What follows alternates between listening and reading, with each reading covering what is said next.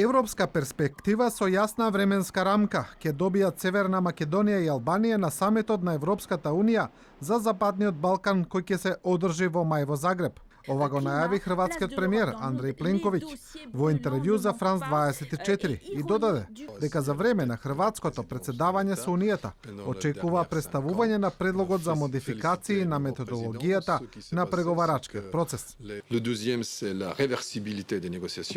Очекуваме дополнителен извештај за напредокот на Северна Македонија и Албанија. Тоа ќе доведе до постигнување на политичко решение и ќе ја врати довербата на двете земји пред самитот на Европската Унија во Загреб. Инаку во среда и четврток во Скопје доаѓа новиот еврокомесар за соседство и проширување Оливер Вархели и тоа ќе биде негова прва посета на Северна Македонија по стапувањето на функцијата. Вархели ќе има средби со владени представници на кои би требало да се разговара за новата методологија предложена од Франција и текот на реформите во земјава, особено донесувањето на законот за јавното обвинителство.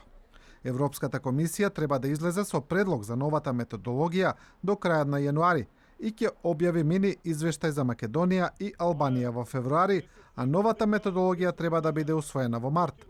Вархели минатиот месец изјави дека пристапните преговори со Северна Македонија и Албанија треба да почнат напролет и дека Европската Унија треба да ја исправи грешката од октомври.